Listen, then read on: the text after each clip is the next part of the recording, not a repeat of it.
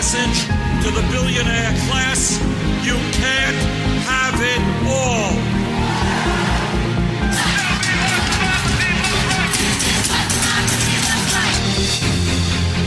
Yes, ladies and gentlemen, it is another week. Today is October 20th, 2017, and you are listening to The Evolution of Now. My name is Chris Robinson, and I am joined this week by my good fellow, Michael Beswick. Morning. How are you doing? Pretty good. How's when you said then it was October 20th, on my computer it says 21st. I'm like, has he got the date wrong? And of course it's the morning for me, isn't it? It's America time, buddy. Yeah, buddy. yeah. I mean, we are the ones that the matter, lesser time. actually, so, yeah. No, yeah, of course. It's the proper time minus 5. Mm-hmm. Not really, but okay. I mean, we'll just go with that. It's fake time. Your time needs to catch up. It's got no stamina. Time. Your time has no stamina. You know who doesn't have any stamina right now is Jordan Speed. He didn't make it up for the show today. What's that about? Yeah. Well, I don't. Yeah. I don't know what he's doing. Well, you work with him. Yeah, he wasn't in work today either. Like, I was really thrown off by this. And then he called out of the show too. He calls out of work and then calls out of the show. What is this? It's just got no stamina. Doing? Just got no stamina. Seriously, it's like fucking. It's like Hillary Clinton all over again, but I'm working with them. It's terrible. Should we start a conspiracy theory where someone's cloned him and put a body double in his place or something? That might some be crazy stuff idea, like that. Actually. We'll release an email. Apparently everyone believes emails, right?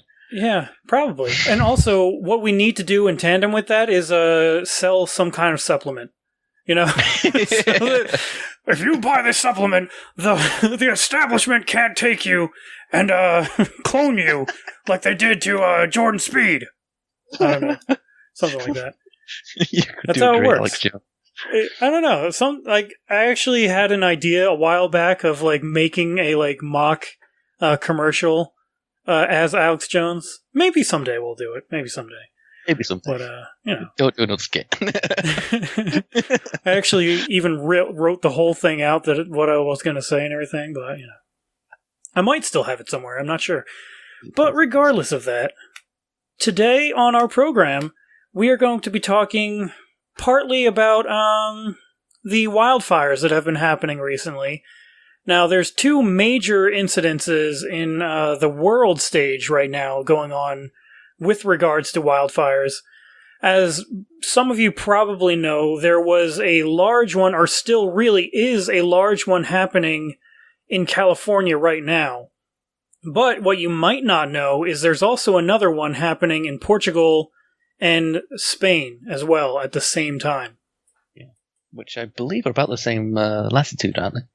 I don't know. I didn't check that. I can't. It's just come to the top of my head there, but I don't have a map about in front the of me. same latitude. Yeah, which would explain a few things, because if they're about the same latitude, then about the same temperature each. Yeah, possibly. Let's zoom out here on Google Maps, and yeah, I mean they are very, very close. Actually, very close to the same latitude. No, it's an interesting little point of fact there, actually. Yeah, because the closer you are to the equator, the more sunlight you'll get. Yeah, on average. So the warmer you are, which is why the equator is warmer than it is up north or south. So them being on the same latitude is probably says something. I'd be very interested to see if there's similar things happening below the equator in the same distance. But that's a tangent. No, that's fine.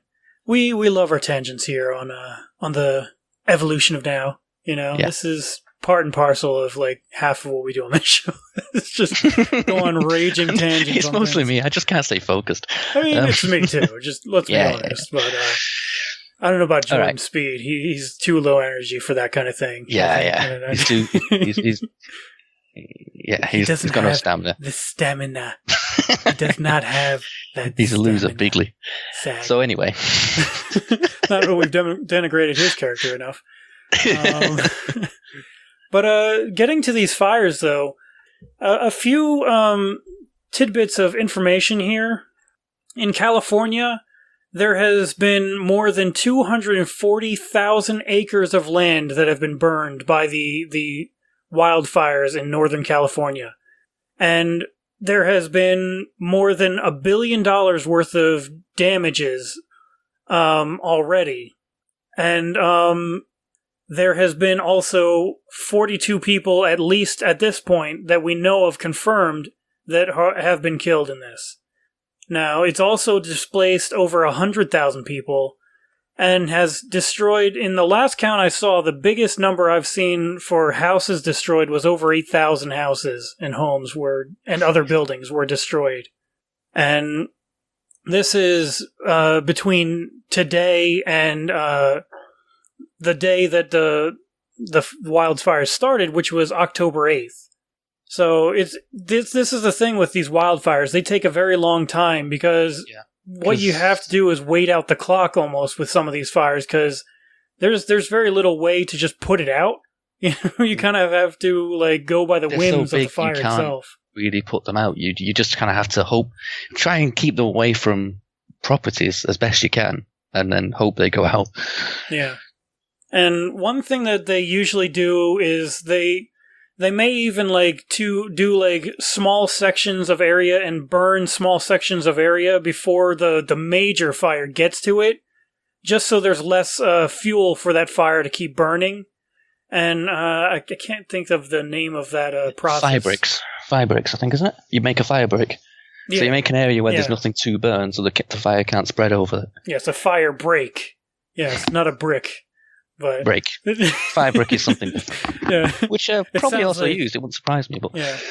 But with your thick British accent, it sounded like brick. That's all I'm saying. It's neutral. My accent's neutral. Anyway. He claims that he's speaking the language correctly, but I'm not so sure about that. I am. But amazing amounts of detail here that we've already gotten from this. This is still an ongoing thing.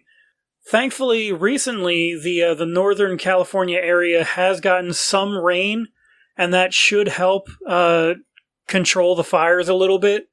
Because on October 19th, yesterday, they got light rain in the area. Even light rain is, it'll help. Keeping things wet. Yeah. It drops the temperature a bit and generally helps. Yeah, moisture helps kill fires, definitely. Gee, Chris. Yeah. Yeah. But that's that's why the wildfires are getting worse, which is what we wanted to move on to today, because it's obviously, as we all know, climate change is causing it to get warmer. And when it gets warmer, things get drier. Yeah. And when it gets drier, you get these big wildfires. So it's yet another case of climate change is fucking us up. And 40 years ago, we predicted this would happen, and now it's happening. And there's many Republicans scratching their heads going, no one could have predicted this. Nobody could have seen this coming. Nobody could have predicted how complicated the climate was. Nobody. Yeah, and then 4 decades later, we're like, we did what? Well, yeah, I mean, there were scientists back then, 40 years ago, that were saying this, and they're well, and yeah, as far back as 1850, scientists were saying carbon dioxide is going to lead to an increase in the Earth's temperature. As back in 1900, I've got an advert somewhere saved on my computer, an advert in the paper from 1907 or something like that. This is before World War I, even, isn't it? Yeah, and they were talking about how an increase in carbon emissions is going to cause an increase in the Earth's temperature, which is going to increase sea levels. Yeah, nobody thought about it. Nobody could have seen this coming, guys. Yeah, so it's like there is at least a small part of it that's 100 years later. And the 70s is really when it all came to a head, and all the predictions were coming true, and the computer models were there. Yeah. But really, we've known this was going to happen for a very long time now, and there is a small part of me going, screw it. I'll just get the popcorn and watch it all fall apart. Of course you would, Mr. Michael, being over there in Britain land.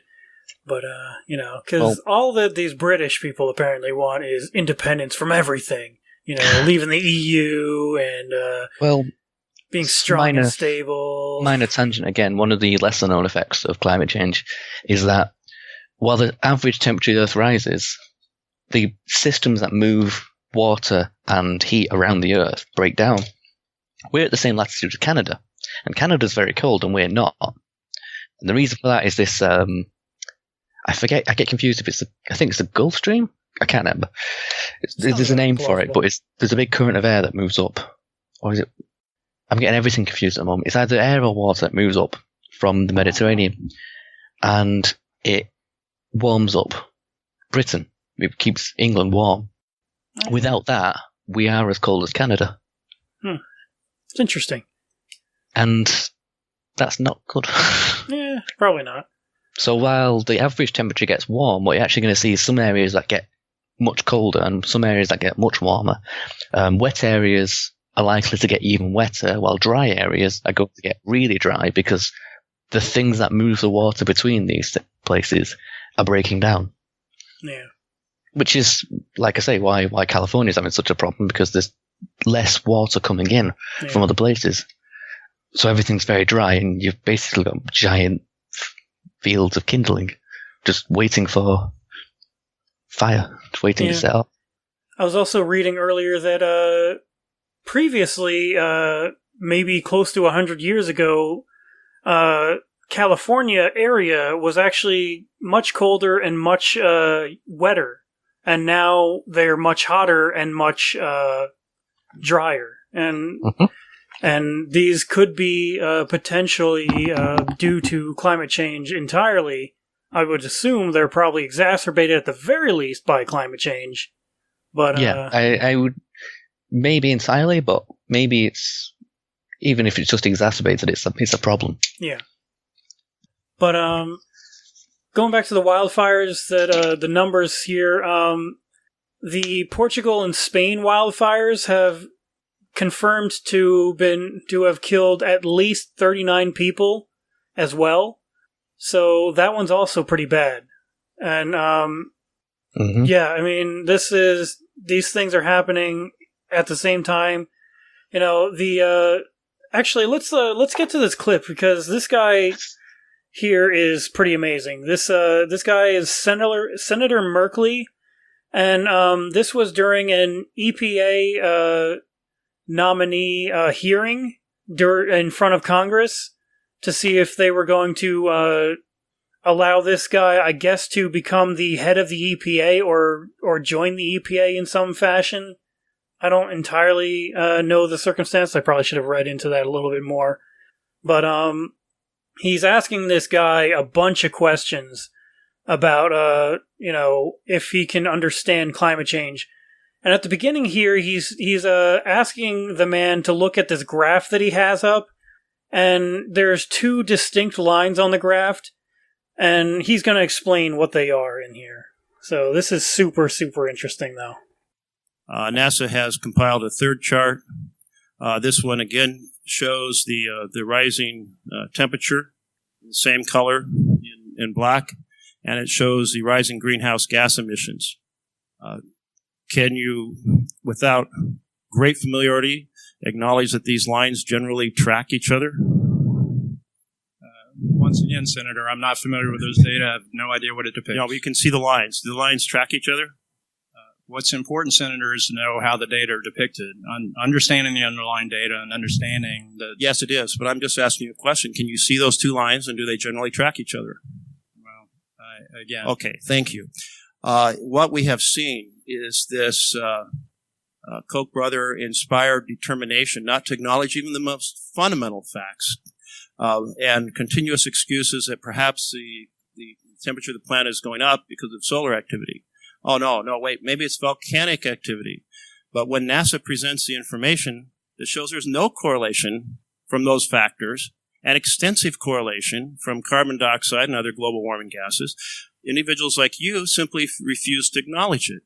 Why should the American people put into an office of significant influence someone who refuses to look at the facts directly that are so important to the health of this planet? Senator, as I said a second ago, these are complex issues and very important issues, and I admit myself, if confirmed, to speak with you think about on your such a concerns serious... and your So, in Oregon, we have lost 1 billion oysters due to the increasing acidity of the ocean. That's caused by carbon dioxide becoming carbonic acid. Are you familiar with this problem? Yes or no? You're familiar with the increasing acidity of the oyster ocean? industry in Oregon, no, sir. Are you familiar with the increasing acidity of the ocean? I understand there's an allegation that... Oh, my goodness. You got to be kidding me. Really? Are No, I understand there's an allegation. You're in this field, and you have never read anything about the increasing acidity of the ocean? Well, how about the fact that we have a fire season that's 2 months longer than it was 40 years ago? Are you familiar with the growing length of the fire season? I have. Are you familiar with the extending range of pine beetles that are having a devastating impact on our forests and creating an area that you can fly over called the red zone? As I said, Senator, are you familiar with the decreasing snowpack in the Cascades? All of these things, no one can look at what is happening on the planet and see that there is nothing happening unless you're deliberately determined to ignore that information. And that makes you really, quite frankly, unacceptable to serve in this capacity. Thank you, Mr. Chairman. Perfect. It's just absolutely perfect. It just trounces him. I can't get over the statue, and he says, "Well, I don't know what the data depicts." Okay, you're not qualified for the job. Bye. Pretty much. You should be able to read a graph. Okay, yeah. That's a minimum. Yeah, in the graph, like he said, there was a line portraying carbon dioxide in the atmosphere, and then the warming effects of that we've been seeing over the last few decades and everything. And they pretty much follow each other very, very well. And this guy, I would guess he's some kind of a former oil industry guy or something, I would guess, or Probably, something, maybe even paid by the Koch brothers or something. This is why he cannot answer the question. Yeah, he did say it's Koch brother inspired, because he's looking at the data in front of him and goes, "Oh, I don't know, these are complex issues." Yeah, and you want to wade into a job where you need to work with these complex issues, so I kind of expect you to have an understanding of them. And like you said there's all kinds of effects. It's acidification of the oceans and coral bleaching, and the fire season, as we were talking about earlier, is extended from 5 months to 7 months, which is 2 months longer. Yeah. There's changes in rainfall and changes in growing season, which is now longer. There's changes in animal migration paths. Animals are migrating to places that are different from before, and that's having effects on ecosystems. There's spreading plant-based diseases and human-based diseases and animal diseases that are migrating around to do with the climate, because they're climate-specific as well. There's mosquitoes that are coming further north now. There's effects on rocks and chemical weathering, and there's just so much that... It's pretty insane how much there is. I have this infographic here from the Union of Concerned Scientists. This is a organization online. Their website is ucsusa.org. They have this really, really nice graphic here. It says here, wildfires are increasing and wildfire season is getting longer in western U.S. Average number of large wildfires per year, which are bigger than 1,000 acres, these large fires. Back in 1980 to 1989, the average was 140 per year. 2000 to 2012, it has been over 250 per year average. So it's... And I'm going to hazard a guess. If you track that on a graph, it's going to line up pretty well with the temperature. Yeah, probably. And then it goes into average length of wildfire season. Early 1970s, it was about 5 months. And today, it's about 7+ months. So it's still going up. They don't know how long it's going to be in the future yet, but these things all are tracking together. This graphic shows that... Almost as if they're connected somehow, eh? Yeah, it's weird. There seems to be some kind of thing that pulls all of these things together in some way. I don't know what it is. But it also has another point here. Climate change is driving up temperatures and increasing wildfire risk. Average annual temperatures in the western U.S. have increased 1.9% degrees Fahrenheit since 1970.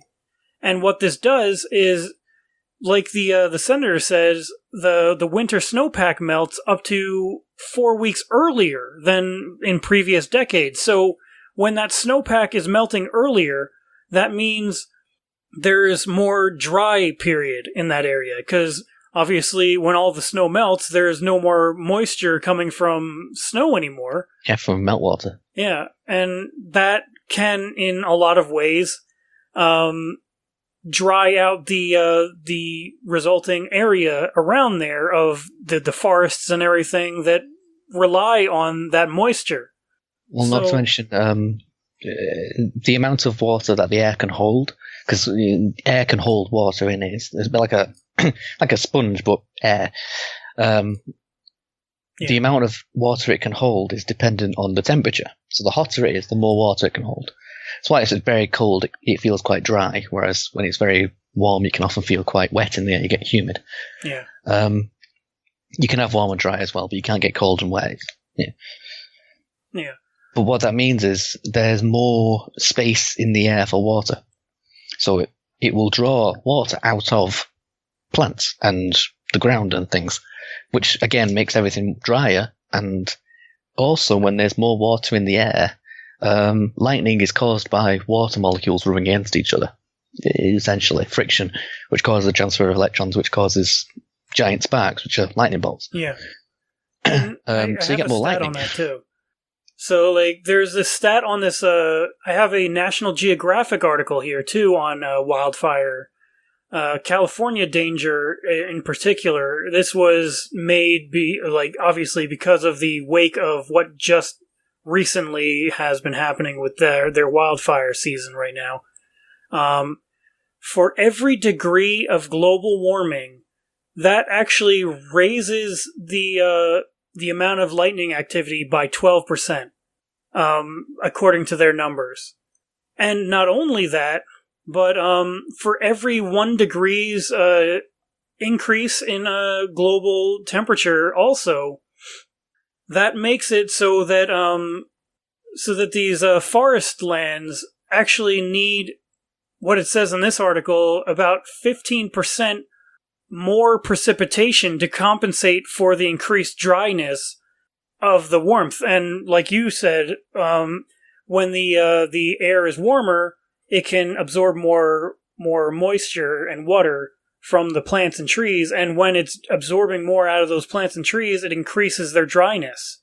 So you get drier ground with drier plants, more lightning. Yeah. And this is why they predict... we're surprised the wildfires kick off, you know? And this is why they're predicting that you need at least 15% increase in precipitation to compensate for that increased amount of drying that's going on.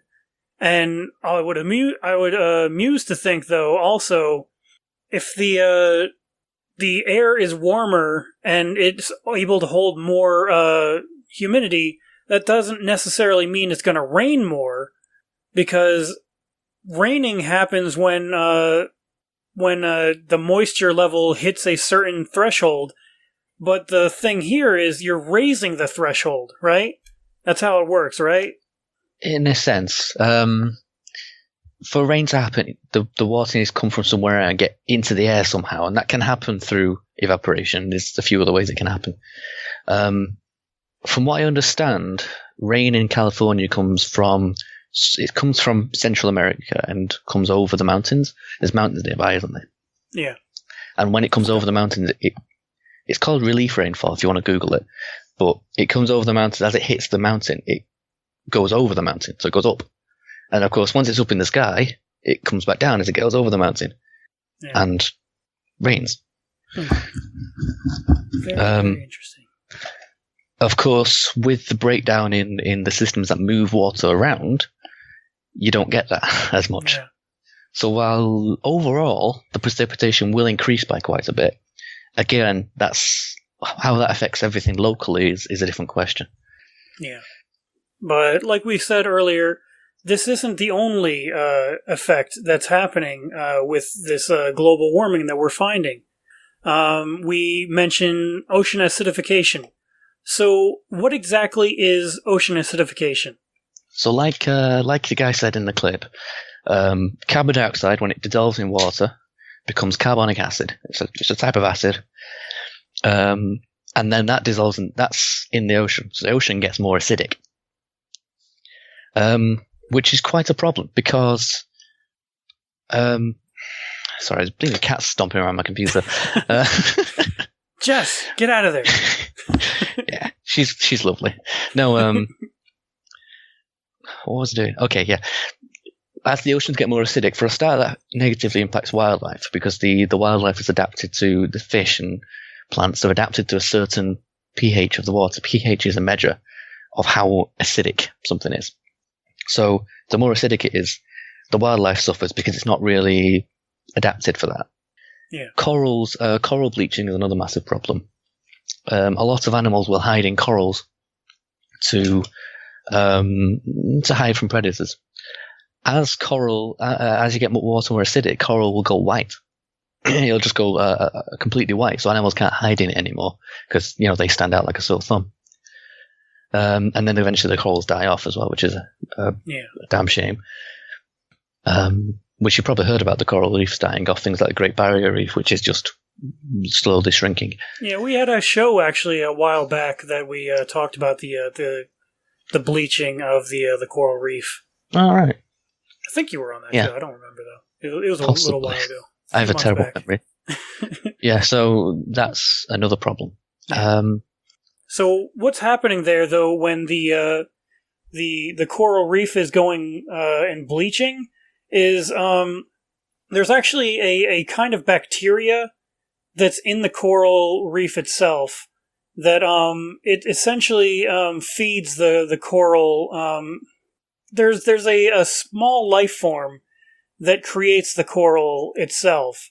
I can't remember what they called it, if it had a special name. I don't remember the name. But what happens is when it gets too warm, if like the ocean temperature increases even just a small amount, that I guess in some way shocks this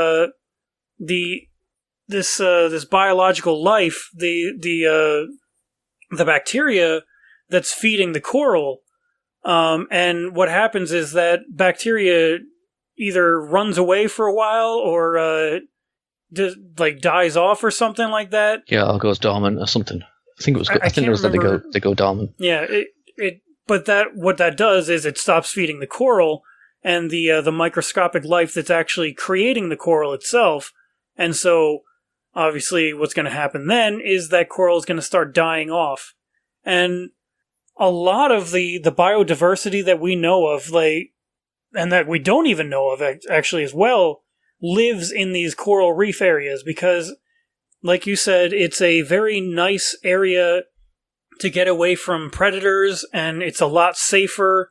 And so there's millions and millions of different types of fish that live just in coral reef areas. And they're all dying. They're all suffering now because we're bleaching the corals and killing the corals off. Yeah. And that temperature increase affects those fish as well, and the pH level difference affects them too. So they can't possibly, or they can't potentially stay in those areas. So they're going to have to start ranging out to different areas and risking more predators.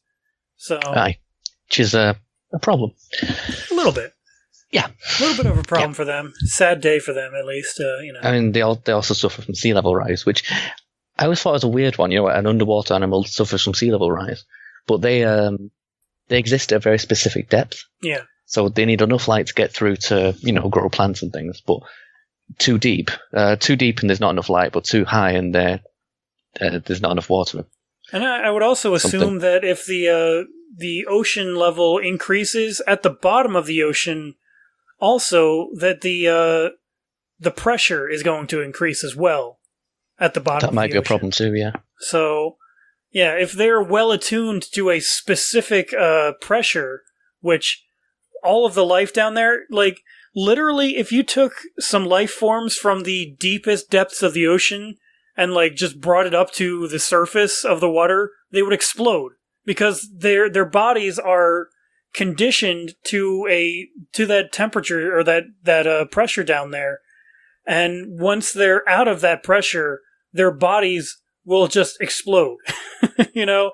Yeah, which is always really, really interesting, isn't it? Yeah. And I mean, this is what happens to what are they? Like the submarine pilots and stuff. If you are down below the ocean and then you rapidly ascend out of the ocean too quickly, that can actually really, really affect you in a lot of serious ways. And especially if you're scuba diving or like some kind of scuba diving, if you're going down really, really far, you can't actually resurface if you have a problem really quickly, or else you're going to actually kill yourself. Yeah, they get nitrogen. You've got nitrogen dissolved in your blood, but when you come up too fast, that nitrogen forms bubbles. Yeah. So you need to come up. You come up and then you go into what's called a hyperbaric chamber, which is a pressurized chamber where they then drop the pressure slowly over long, like a day or two. Yeah.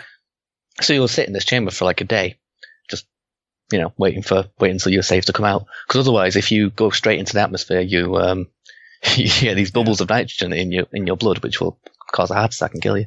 Yeah, just imagine that shit, guys. Like you're sitting there doing some scuba diving. Oh shit! There's a leak in my scuba gear.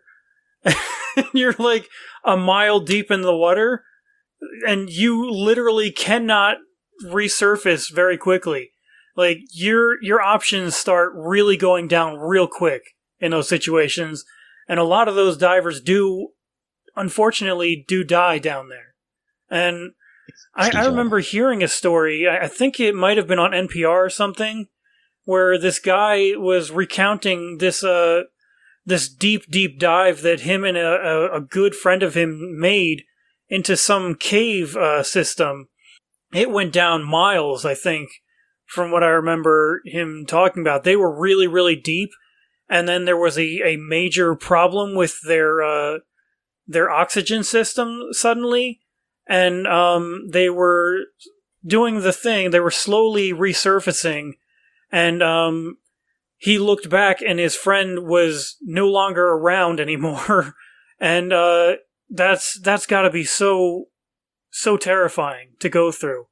Those people are crazy to do that shit. Yeah, they are mad. I wouldn't do it. Not deep sea diving anyway. No way, I'm sorry. But yeah, his friend died, and that's just... And like I don't think they could even recover his body either, from what I remember, because if it goes down deep. Yeah, it would. Oh man, those guys are crazy. That's all I can say. But going that tangent though. Another tangent. Yeah, sorry. But yeah, like the ocean acidification is a issue. The ocean level rising is an issue. It's serious, this stuff, guys. What else was there? You also mentioned migration patterns changing as well. Animal migration. So when it gets to winter, it's too cold for a lot of birds, so they'll move. Most animals have some way of dealing with the winter. For some else hibernate. Birds just piss off and they go south. Well, to be fair, their bodies are so small. And I guess that's not really like, obviously like squirrels and stuff hibernate, so they're kind of small too, but I don't know. Yeah, but they find a nice cozy tree or something to hibernate. I don't know. Yeah. But birds will just fuck off down south. I guess. I'm not sure if birds are. That might be an issue. I think they are. But they will, they'll piss off down south for the winter, where it's warmer. But as the areas where it's warmer changes, the birds move to different places, which can be a bit of a problem. For a start, the place they're going to now has a sudden influx of birds, which the ecosystem just isn't ready for. It isn't used to. So that can cause a mess with the local ecosystem. The place they were going to, however, is adapted to having loads of birds over the winter, and now doesn't get them. That causes a problem there too. Yeah. So things like certain plants will pollinate by the birds coming along and eating stuff, and going to different plants. And if that doesn't happen, then there's trouble at the ecosystem at what should be the destination, trouble at the ecosystem or where they actually ended up. You've also got problems with insects, especially mosquitoes coming further north, because generally insects can't live in very cold temperatures. They really struggle in England because it's partly why we don't have any big spiders or anything, because they just don't survive. Jeez, I need to move to England because those things are terrifying. Yeah, I see videos of them and I'm like, fuck that.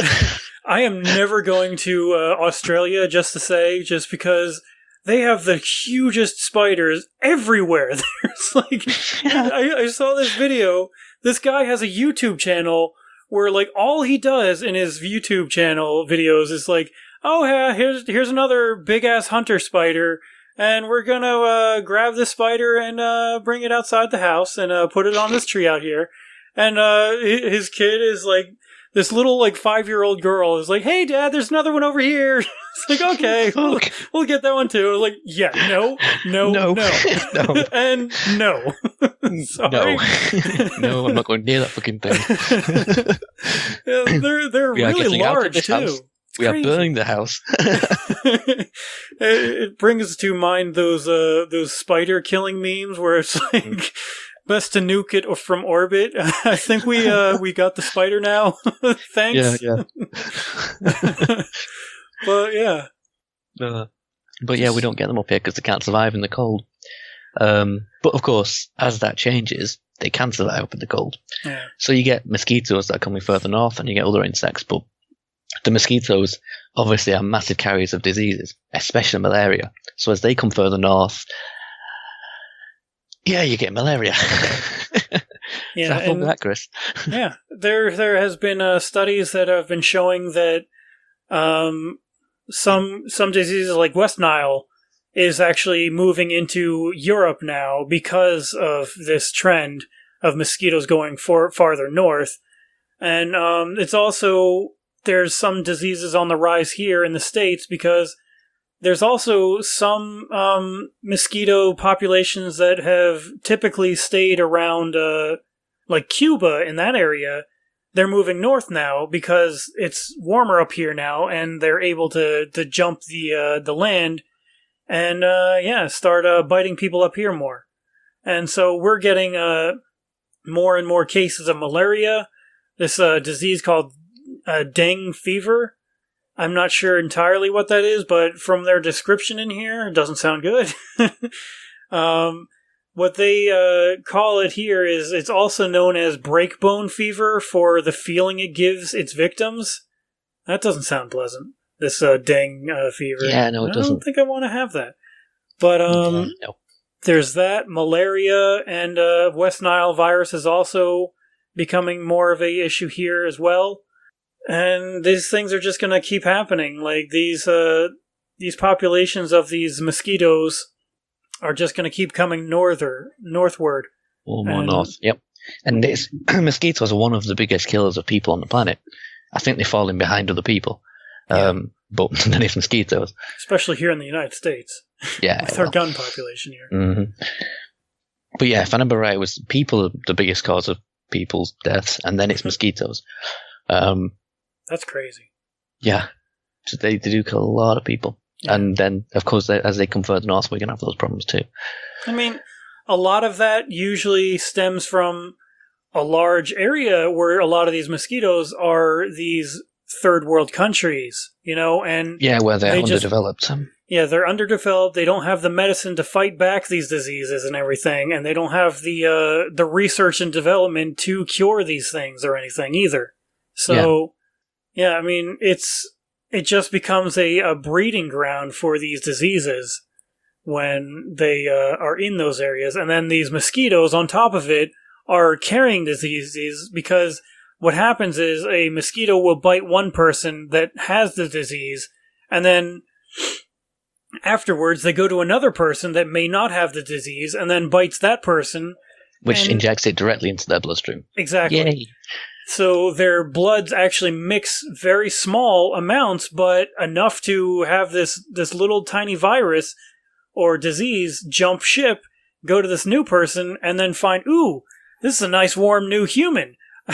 And it just sets up shop and devastates them. So we're going to see more rises of that. It's quite a problem. There's also plant-based diseases which are moving around a bit, because plant-based diseases are often dependent on temperature as well as climate. So they're moving around a lot, and generally they're okay because the plants in an area are adapted to deal with it. As they move into new areas, the plants there aren't able to cope, so you get massive failings of plants. Like entire forests will die of a fungus. It's like they're very well adapted to their surroundings. Yeah, it's almost as they're very well adapted to what's around them. But if you introduce something new, they just go to shit. Weird. Mm. Yeah. What are you talking about? The Earth's flat and evolution isn't a thing. Well, the people on the other side already have acknowledged that microevolution happens, but macroevolution totally doesn't happen. But that's another podcast, I guess, in the future that we'll inevitably have. But because we have to have that discussion. I mean, come on, we have to have the discussion. We probably do someday, don't we? Macro versus micro and all of that, evolution and everything. There's no difference. It's all the same. Spoiler alert! We've already spoiled the entire thing. But, yeah. I mean, plant diseases are a big issue now. Also, which affects crops as well. Yeah, and that's affecting the growing season as well. The change in temperature, growing seasons are changing, and it's because of a lot of different factors. One is like when the winters aren't warm enough or aren't cold enough that the plants themselves don't really realize that it's winter, and so they don't hibernate properly, and then they don't wake up properly later during the spring, and so that throws these plants off and leads to things that are happening, such as what's happening in Georgia right now. Actually, Georgia and South Carolina are being devastated right now by this trend. Now, 80% of the state's crop, 80% of Georgia's peaches, their crop 80% of it has been lost at this point. Yeah, it was the article about 80 to 85% of Georgia's peach crop this year. It's just been lost. It's just not got any. And so, South Carolina has lost 85% as well. Yeah, which is that's a lot. That's a lot. So I mean, I think the estimate came at like $300 million worth of losses there. If you were looking forward to your peach cobbler this year, man, it's not going to be good. I can tell you that much. Well, it's going to cost more for a start. Yeah, it might cost a lot more. Yeah, it's a taste of what we're going to see with other crops as you get milder winters and then early thaws in the spring, and then the temperature gets thrown around wildly, and you get these weird events that cause massive crop failures. Yeah. There's a little tiny piece in this article right here, right at the beginning. It says nearly 80% of the state's peach crop was wiped out this year by a combination of an overly warm winter, like we've been saying, and a hard freeze in early spring. So there was a sudden freeze, I guess, that happened in the early spring. And this is coming from Agriculture Commissioner Gary Black, as he told the Atlanta Journal Constitution on Tuesday. And actually, this is back in May. This was written, actually, so it wasn't this Tuesday. So yeah, well. But yeah, this... It goes on here, the loss comes after a similarly devastating blow this year to blueberry crop. Altogether, the loss in both crops could mean a $300 million hit to the state's farmers, although nearly 80% of that comes from blueberries. So that's a lot. Yeah, it's a lot. But like I say, that's just a small taste. And then, of course, what you get as a result of that is when you get crop failures in an area, you run out of food in the area. Now, in the States, that's not so bad at the moment. Yeah. In less developed areas, you're going to get mass displacement. You're going to get people moving away to find food, which is where the idea of climate refugees comes from. It's also thought to what's caused the Syrian civil war. Essentially, there was a drought. Food prices went up because you can't farm in a drought. Yeah. And then with food prices being in the sky, you get... Sorry, my brain stops. Yeah, with food prices very high, there was food riots, which then escalated to become the Syrian civil war. Yeah. So it's likely climate change caused that. And again, you're going to see more and more of this as time goes on. It's very possible. And if you've been paying much attention to the news, there have been stories over the last few years, even, of the potential wiping out of, I believe, cocoa as a commodity. Like the cocoa plant itself in a lot of areas has been devastated by the ravages of climate change. I believe also coffee beans are also on that list of really endangered plants as well. And these are two major accommodation or commodities that we use in everyday life. I believe also almonds was on that list as well. So I believe so. So 3 of the biggest things that we use. I mean, do you know anyone in this world that doesn't drink coffee? Other than me, of course.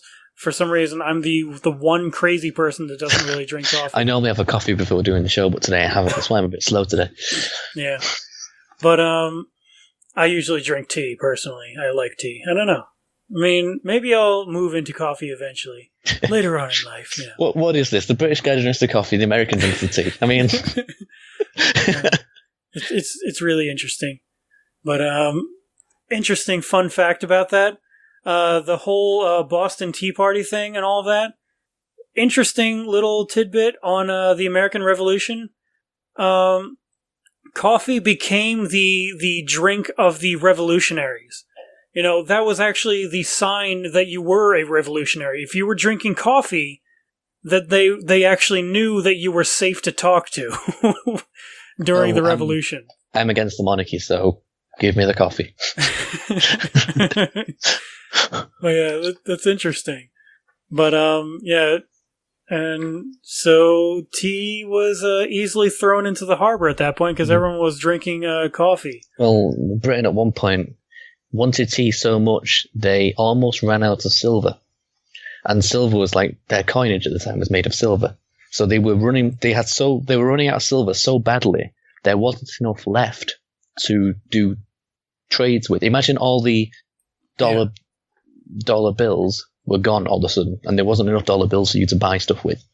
Yeah. So you had the money in your bank account, but you couldn't draw it out because there wasn't enough notes. Yeah. It's interesting. And, yeah. When was the opium crisis in China? Because I know that was actually done unto them by the British. Yeah, we needed something we could sell them. So we sold them opium, and they said, we don't want opium. And so we smuggled opium in, and they said, we love opium. And then they decided they didn't like opium and burnt our opium. So we went to war on them to force them to take our opium. Yeah. And it was mad. It was terrible because even the soldiers, like, there were stories of like the British soldiers would roll into an area that they thought were going to find like really stiff resistance. They would come in and like all of the Chinese soldiers were high on opium. Yeah, they'd take a fort and then look at inspect the fort afterwards, see what's what, and they'd find opium pipes by the guns. Yeah, like that's I guess that's why we rolled over. It's pretty messed up, but yeah. Yeah. So, the British are bastards. I mean, the Americans do think you guys are bad, but we are absolute cunts. That's exactly the kind of thing, though, that the British would do when they were low on coinage and needed some way of, trading still. But that's okay. You bastards. Well, that's you, buddy. That's all on you, man. You're the British over here. That's okay. Well, the student has learned from the master. Yeah. The U.S. has actually become the global leader in empirism and but dickishness, I suppose, in a certain sense. But yeah, guys, climate change is real. I don't know if I need to tell you guys that, but these are things that hopefully these things can help you with your loved ones and people that you know on these issues. That there are so many different things happening right now. There's the mosquito populations moving farther north. We're going to see increases in mosquitoes and the diseases that they carry in our areas. Just because of climate change, we're going to see more wildfires happening.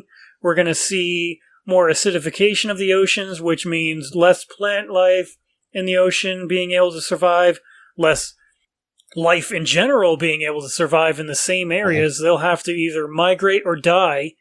And the coral reefs have been devastated over the last few decades, and it's directly correlated to climate change and the acidification of the oceans. And so biodiversity is going to drop off a cliff if it hasn't already been starting, which I think it has. It already has, yeah.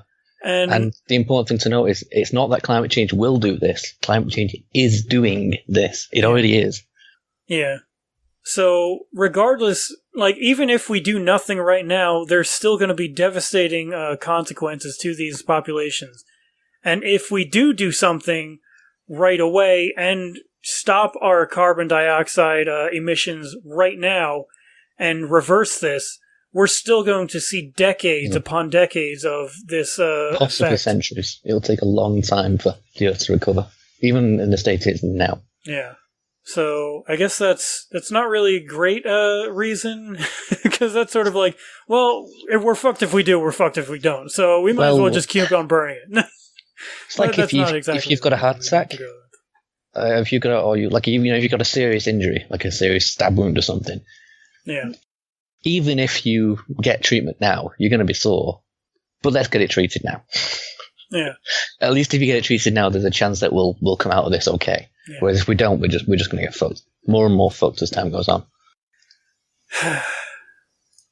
This stuff it's real. It's really happening, guys.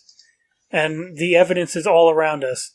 We cannot allow people that deny this shit to keep denying it, because we have to beat them over the head with this stuff. And, I mean, I have been watching a few videos recently from Big Think on some stuff about, sometimes, even with all of the greatest facts in the world, there are still going to be people that just will not change their beliefs. That change has to happen from within. They have to just die off. Or that, because that's one way to do it. But yeah, it's going to be difficult. This fight is going to be difficult, and the best we can hope for is the next generations coming up, our generation and the generation after, are going to rebuke this bullshit, and to a large degree we are, thankfully. But the next generation is much more science literate. They're much more scientifically aware, and they're on board with scientific ideas. They're much more progressive and generally more left-leaning, although there's a massive libertarian contingent as well. But libertarians are generally on board with climate change as well, so there you go. Unless they're Alex Jones fans. Then everything's a conspiracy, and which is one thing, there is a disturbing trend with a lot of younger people that are buying into that cult of Alex Jonesism with InfoWars and all that crap. It's bogus. Russian media. Which I saw a funny little thing. Alex Jones is famous at this point, maybe infamous at this point, for being this crazy crackpot on the right, who also, like, one of the major ways he makes money with his show is selling supplements. And these supplements are supposed to give you, like, they're supposed to revitalize... Super male vitality. Yeah, it's supposed to revitalize your testosterone levels and turn you from a beta cuck into an alpha male again, and all that. And not making this up. By the way, the guy who did the research that coined the alpha male term and stuff, he retracted it eventually because they did more research that showed he was wrong. So the term alpha male isn't actually a thing. There is no such thing as an alpha male. Yeah. So not in wolves, which research are based on. Definitely not in humans, which are far more complicated socially. Alpha males are not a thing. There is no such thing as an alpha male. They were just fathers, I believe, from the they're just wolf parents. Study. Yeah. But it just isn't a thing. Why do people say, "Oh, I'm an alpha male"? No, you're not. You're just a dickhead. But what I was going to say though is, with the supplements that Alex Jones has been hawking, unshockingly, there's actually dangerous levels of lead in the supplements. So, and if you maybe you can run it through an Alex Jones lead filter. Yeah. And there's this little thing that even people back in medieval times understood about lead.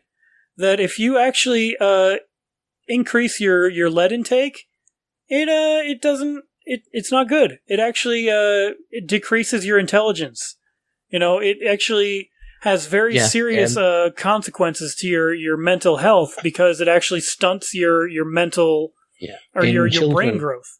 In children, it stunts your development, your intellectual development, and it increases the likelihood of you having certain disabilities and criminality as well. It makes you more. It affects your moral sense. It affects your moral judgment. Yeah. So you're more likely to be end up in prison and more likely to be aggressive as well, and violent. Yeah. In adults, again, it makes you more likely to be aggressive and more likely to be violent. Can lead to mental health problems, and it negatively affects things like your intelligence. Just think about that, though. Like, Alex Jones is taking those supplements. Yeah. It would explain a lot, wouldn't it? Yeah, it explains a bit. It explains a little bit. Because this is the guy who goes onto his show and, like, has the most, like, roid rage, like, induced, like, tirades I've ever seen in my entire life about the globalists. And pills. Like mass murder pills. Like this guy starts screaming at the top of his lungs. They'll never take my firearms from me. Yeah, and he like rips his shirt off during it and stuff. He's like, "Oh, I'm so angry right now," and like he's just so ridiculous. And if you just think about it, I guess. Well, he is taking these supplements, and they do actually have dangerous levels of lead in them. So maybe it all makes sense now. It could be that Alex Jones has lead poisoning from his own supplements. Yeah, which would be poetic, I've got to say. My cynicism would really appreciate that. It would be a very nice little piece of like, we told you so, kind of like, yeah, we saw that coming. Yeah. But with that, guys, we're running over time here, guys. Oh man, these shows just fly by sometimes, man. They do, don't they? It's crazy how fast this time goes. But thank you everybody for showing up. If you would like to, except for Jordan. Yeah, unlike that guy, he doesn't have the stamina to be here tonight. He's a loser. Sad baby loser is what Jordan Speed is right now. But you guys can like us on Facebook at facebook.com/theevolutionofnow, and you'll get all of our podcasts, new episodes. We always put a nice little notification on there every week that we're going to have a new show coming out, or when the new podcast hits. It's usually on Saturday, and around like 12 o'clock to 2 o'clock usually is when I finally finish and get it up on there. But You can also, we're on iTunes now. I haven't been mentioning that as much recently, but we are on iTunes. You can get our podcast there. If you like the show and you would like to contribute to the show in a monetary way, you can donate to our show on patreon.com/theevolutionofnow, and you can help us build our show. Like, I would love to do this more and like actually be able to research these topics more and go more in depth. And the only way we can really realistically get there is if we are able to get more funding coming through that allows us to be able to do these things more. And but it's up to you guys. I don't really like. There's a lot of podcasts out there that put like a paywall on half of their show or something like that. I don't really want to do that. I want to be able to have this as a free show where I'm sort of doing the honor system where the audience, if you really like the show, please donate to the show. If not, then we might have to start doing commercials or something. I don't know. But I don't know. Maybe at some point down the line. We're nowhere near that. Yeah, right I now. think we're thinking. I guess I'm getting a little ahead of myself. But Yeah. you can also send us your comments, suggestions, if you hate us or something. Please, for God's sake, we need some comments. We're desperate for some feedback. Yeah. We need the feedback, guys. Come on. We haven't gotten anything. But it's terrible. But, yeah, we are absolutely desperate for some feedback. Yeah. Positive, negative, don't care. We need I don't something. care. You can tell us to fuck off and die. I'm fine with that. So we know what kind of direction we should be going in. A little bit, you know. But, yeah, you can email us at theevolutionofnow@gmail.com. And thank you, guys. And you got any last little tidbits for our audience here before we go? Well, we're all fucked. Cool. You're not helping, Mike. Damn it, Mike. No, usual stuff. Write your congressman, write your legislators, whatever country you're in, because it's a global issue. This, yeah, and be involved and being realistic. A person like yourself can't make a massive difference. There's only so much. So don't even try. No, I'm actually going the other direction with this. There's only so much you can reduce your carbon emissions. Yeah. But do it anyway, because we might as well. Yeah. If everyone changes a little bit, then maybe it'll make a difference. Yeah. If even just you do it, it's still helping. You know, like every little bit's going to matter. And if you start doing it, maybe your friends and family look at it and be like, wait, why is he doing this? Or why is she doing this? And maybe you can have a conversation with them and maybe help change their habits as well. And you can see how that can spiral out and become an exponential change where you start doing something, your family and friends starts doing it, their family and friends start doing it, their family and friends starts doing it, and it spirals. So even if you think you don't think you're making a big impact, you are. You absolutely are. Yeah, tiny things though, like making sure you turn the lights off when you're not in a room. Little things like turn your computer off at night. Absolutely, yeah. Make sure the telly's off when you leave the house. Definitely. Your next car, make it an electric car. Try it out. Just tiny things, that might make a massive difference down the line. Recycling. Might. But yeah, thank you guys so much for showing up. Next week, I think we're going to try and have a special for Halloween where we're actually going to talk about the origins of Halloween, where that whole thing came from. Why do we celebrate Halloween? But with that, guys, have a great week, and we will see you next time. Enjoy.